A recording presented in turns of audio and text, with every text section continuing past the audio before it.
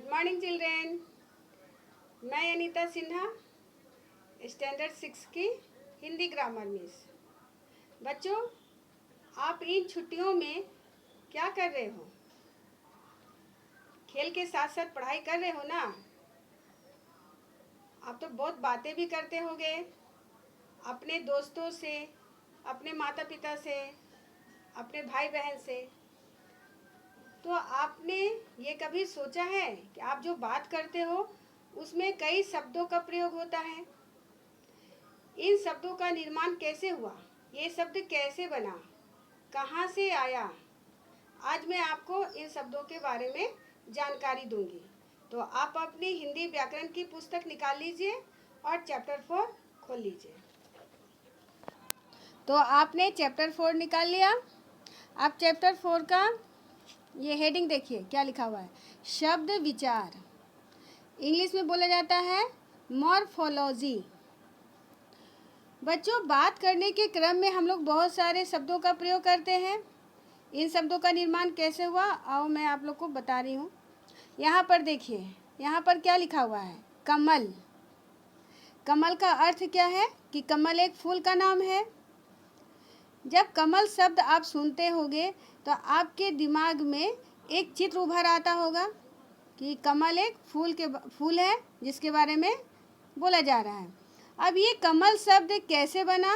ये वर्णों के मेल से बना। अब यहाँ पर देखिए कितने वर्ण को मिलाने से ये शब्द बना।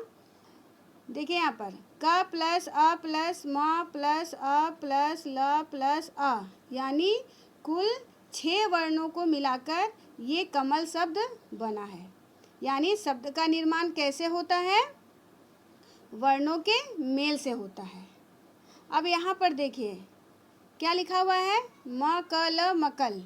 ये भी वर्णों के मेल से बना है। ठीक है, इसमें भी 6 वर्ण है, इसमें भी 6 वर्ण है। लेकिन दोनों में अंतर क्या है कि ये कमल का तो अर्थ पता चल रहा है, लेकिन मकल का कोई अर्थ नहीं निकल रहा है। इसलिए मकल शब्द नहीं हुआ, लेकिन कमल एक शब्द है। कहने का अर्थ यह है कि वर्णों के सार्थक मेल को शब्द कहा जाता है। वर्णों का ऐसा मेल हो जिससे कोई अर्थ निकले, है ना? अब यहाँ देखिए घोड़ा। घोड़ा क्या है? घोड़ा का अर्थ क्या है? घोड़ा एक जानवर है। घोड़ा भी देखिए कितने वर्णों को मिलाकर बना है? 4 वर्णों को मिलाकर बना है। घ प्लस ओ प्लस अड़ प्लस आ, घोड़ा। ये भी वर्णों का मेल है, लेकिन ये सार्थक मेल है। वर्णों को इस ढंग से मिलाया गया है कि जो शब्द बनकर आया है उसका कुछ अर्थ निकल रहा है। अब ठीक इसके नीचे देखिए राघो। ये भी वर्णों का मेल है, लेकिन इसका कोई अर्थ नहीं निकल रहा है, इसलिए ये शब्द नहीं हुआ, लेकिन इसका अर्थ निकल रहा है तो ये शब्द हो गया। घोड़ा एक शब्द है, राघो एक शब्द नहीं है। अब तीसरा एक उदाहरण देखिए, क्या लिखा हुआ है? महिला। महिला का अर्थ क्या है? औरत। अब यहाँ पर देखिए महिला शब्द कैसे बना? वर्णों के मेल से बना। म प्लस अ प्लस ह प्लस छोटी प्लस ल प्लस आ, महिला। ठीक है, लेकिन इन वर्णों को ऐसे मिलाया गया है कि जो शब्द बनकर आया है उसका अर्थ निकल रहा है। ठीक इसके नीचे देखिए लाहिम। ये भी वर्णों का मेल है, लेकिन इसका कोई अर्थ नहीं है, इसलिए ये शब्द नहीं कहलाया। यानी वर्णों के सार्थक मेल को शब्द कहते हैं। इसको आप दूसरे शब्दों में भी कह सकते हो। यहाँ पर देखिए शब्द का परिभाषा दिया हुआ है। ध्वनियों का ऐसा समूह जिसका निश्चित अर्थ होता है शब्द कहलाता है। ठीक है, अब ये तीनों शब्द देखिए आप, कमल, घोड़ा, महिला, ये तीनों शब्द जो है इसका कोई ना कोई अर्थ है। महिला का अर्थ है और एक औरत, घोड़ा का अर्थ है घोड़ा एक जानवर है, घोड़ा यानी घोड़ा, और कमल का अर्थ क्या है? कमल एक फूल का नाम है। लेकिन मकल, राघो और लाहिम इसका कोई अर्थ नहीं है।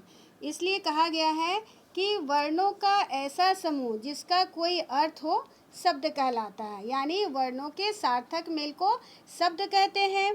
इसका इस तरह से भी परिभाषा दे सकते हो, और जो आपका बुक में परिभाषा लिखा हुआ है वो भी सही है। ध्वनियों का ऐसा समूह जिसका निश्चित अर्थ होता है शब्द कहलाता है। तो बच्चों, आपने सीखा कि शब्द कैसे बनता है, वर्णों को मिलाकर शब्द बनता है। अब यहाँ पर देखिए, शब्द के भेद, यानी शब्द को कितने भागों में बांटा गया है, तो विभिन्न आधारों पर। अब यहाँ पर देखिए, स्रोत या उत्पत्ति के आधार पर, यानी शब्द कहाँ से आया, शब्द का जन्म कहाँ से हुआ। उसके बाद नंबर दूसरा देखिए, रचना या बनावट के आधार पर, शब्द का बनावट कैसा है, उस आधार पर भी शब्द का भेद किया गया है। यहाँ देखिए, प्रयोग के आधार पर, शब्द का प्रयोग कितने प्रकार से किया जाता है, इस आधार पर शब्द का भेद है। अर्थ के आधार पर, शब्द का अर्थ कितने प्रकार के होते हैं, इस आधार पर भी शब्द का भेद किया गया है। तो बच्चों, आज बस इतना ही। फिर मैं आपको नेक्स्ट वीडियो में समझाऊंगी कि स्रोत या उत्पत्ति के आधार पर शब्द को क्यों बांटा गया है। ठीक है, मतलब चारों भेद का एक एक करके वर्णन मैं नेक्स्ट वीडियो में करूंगी। ठीक है, आपका होमवर्क है रीड चैप्टर 4, यानी चैप्टर 4 का पेज नंबर 34 पढ़कर रखोगे। फिर मैं आपसे नेक्स्ट वीडियो में मिलूंगी। Thank you.